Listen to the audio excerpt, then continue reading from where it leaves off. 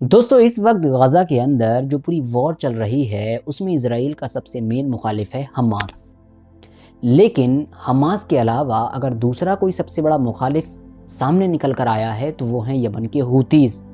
क्योंकि उन्होंने जो पहले कभी इज़राइल के सिलेबस में भी नहीं रहे होंगे, उनके बारे में कभी सोचा भी नहीं होगा जंग से पहले कि ये भी मैदान में आ सकते हैं। क्योंकि उनने सिर्फ हिज़्बुल्लाह वगैरह के बारे में सोचा होगा या इराक़ में या सीरिया वगैरह में जो उसके ईरान के प्रॉक्सीज़ हैं उनके बारे में सोचा होगा। तो जो हूतीज़ उसके कभी सिलेबस में भी नहीं थे, उनके माइंड में भी नहीं थे, उन्होंने वो नुकसान पहुंचाया है इस वॉर में कि जिसको इमेजिन भी नहीं किया जा सकता है। अब ज़ाहिर है इज़राइल जो ऑलरेडी हमास से जंग लड़ रहा है वो ख़ुद तो इतनी दूर मुकाबला कर नहीं सकता था हूतीज़ का। तो इससे मुकाबला करने के लिए इज़राइल की तरफ से निकल कर आए उसके दो फ्रेंड, या ये कह सकते हैं दो ऐसे पक्के और पुराने दोस्त कि जिनमें से एक दोस्त ने तो इज़राइल को जन्म दिया था जबकि दूसरे दोस्त ने उसकी परवरिश की थी।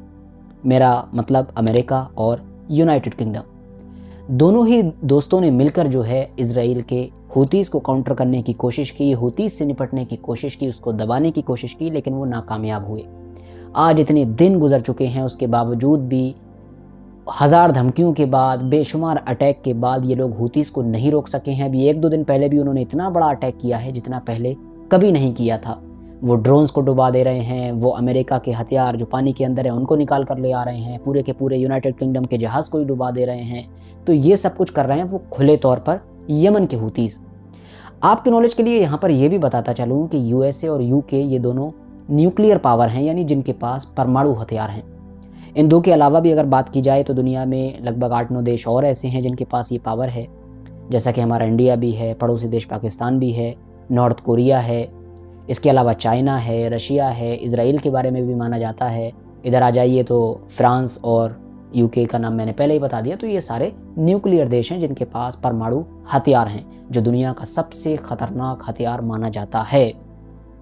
मगर दोस्तों अब एक बहुत बड़ी खबर सामने निकल कर आई है। खबर ये है कि जब ऑलरेडी यूके, यूएसए जो इज़राइल की तरफ से अब मिडिल ईस्ट में भी जंग में इन्वॉल्व हो चुके हैं, और इसके अलावा वो रशिया में भी जंग लड़ी रहे हैं लंबे टाइम से, मतलब यूक्रेन में रशिया के ख़िलाफ़।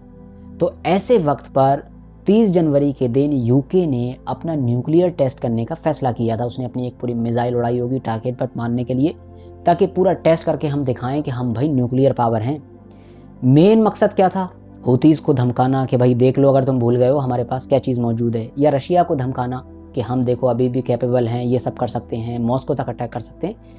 ये सारे उसके इरादे रहे होंगे कि अपने दुश्मनों को जंग के दौरान धमकी दी जाए, धमकाया जाए। मगर हुआ ये कि ये जो उसने न्यूक्लियर टेस्ट किया था ये पूरी तरीके से फेल हो गया। उसकी मिसाइल जो है गलत, जहाँ टारगेट पर मारी गई थी वहाँ जाने की बजाय पानी में डूब गई, समुद्र में दूसरी जगह पर जाकर।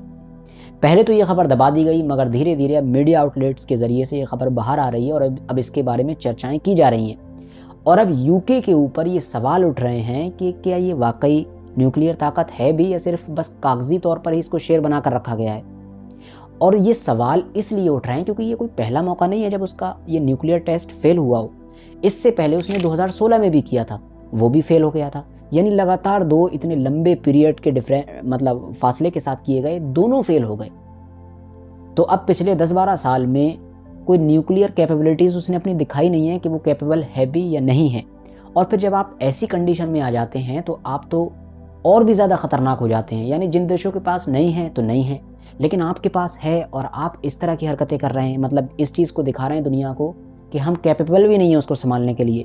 तो सवालिया निशान खड़ा हो जाता है कि कहीं ऐसा ना हो कि आप किसी दूसरे देश का नुकसान कर दें।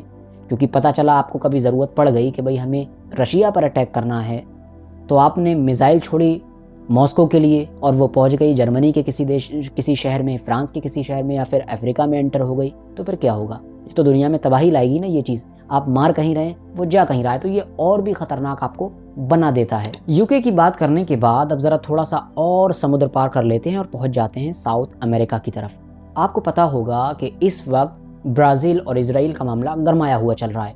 उसके जो राष्ट्रपति हैं लूला डी सिल्वा, उन्होंने बयान दे दिया था कि गाज़ा में जो कुछ भी हो रहा है ये इतिहास में पहले कभी नहीं हुआ था, सिवाय सेकेंड वर्ल्ड वॉर के, कि जब हिटलर ने ये सब कुछ किया था यहूदियों के साथ। बल्कि इसको हिटलर से भी ज़्यादा बदतर चीज़ बता दिया था। ये कहा था कि ये जो जेनोसाइड है वो हॉलोकॉस्ट से भी ज़्यादा ख़तरनाक है। इज़राइल को मिर्ची लग गई थी तो पूरा मैटर हुआ आपको पता होगा, पहले भी मैं आपको बता चुका हूँ और आप दूसरी जगह पर भी न्यूज़ वगैरह में देख चुके होंगे कि क्या क्या हो चुका है। अब दोनों ने अपने डिप्लोमेटिक रिश्ते भी ख़त्म कर लिए हैं। हालांकि पहले इजराइल प्रेशर बना रहा था, उसको दबाने की कोशिश कर रहा था कि वो बयान को वापस वगैरह ले लें वहाँ के राष्ट्रपति, लेकिन उन्होंने वापस लेने की बजाय उल्टा इजराइल को ही आंख दिखाई और उन्होंने कहा कि अरे तुम हमसे कहते हो कि तुम्हारा वेलकम नहीं है हमारे देश में, हम तुम्हें बुलाएंगे नहीं, लो हम खुद ही तो हम अपना जो एम्बेसडर है उसी को ही बुला ले रहे हैं और डिप्लोमेटिक टाइज ख़त्म कर दे रहे हैं। तो रिश्ते तो ख़त्म हो ही गए थे। अब खबर ये है कि साउथ अमेरिका की 2 और कंट्रीज़ का ब्राज़ील को सपोर्ट मिला है। एक तो कोलंबिया है, उसके ऊपर की साइड में जो मौजूद है, आपको मैप में लगा दूंगा स्क्रीन पर, और इसके अलावा एक बोलिविया है जो ब्राज़ील के नीचे मौजूद है। ये दोनों भी साउथ अमेरिकन कंट्रीज़ हैं।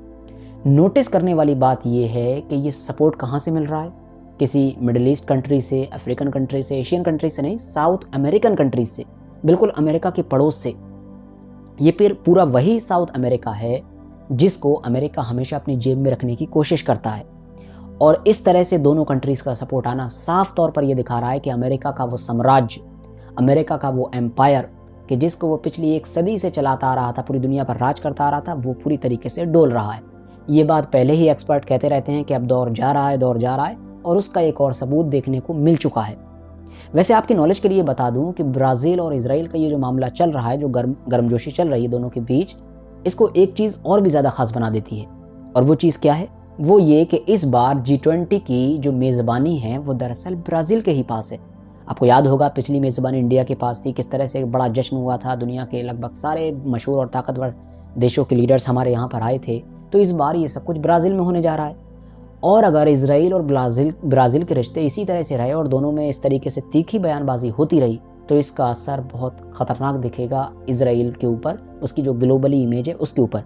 क्योंकि जब वो जो अपना G20 करेंगे उसमें तो बार बार वो ये बंदा मुद्दा उठाएगा, क्योंकि उसके खुद की साख पर आ रही है ना ये चीज़। तो कुल मिलाकर साउथ अफ्रीका के बाद अब ब्राज़ील, कोलंबिया, बोलिविया और इस तरह के न जाने कितने ऐसे देश हैं कि जो ना तो मुस्लिम हैं ना अरब हैं, लेकिन उनका नाम उस लिस्ट में जुड़ चुका है जो अब इजराइल से नफरत कर रहे हैं। और ये लिस्ट अभी भी लगातार बढ़ती जा रही है, लंबी होती जा रही है। फिलहाल आज की अपनी वीडियो को हम यहीं पर ख़त्म करते हैं। वीडियो इन्फॉर्मेटिव लगी हो तो लाइक करने के साथ साथ दोस्तों के साथ ज़रूर शेयर करें, और इसी तरह की वीडियोस आगे भी देखने के लिए इस चैनल को ज़रूर सब्सक्राइब करके रखें और साथ ही में बेल आइकन को भी ज़रूर प्रेस करें।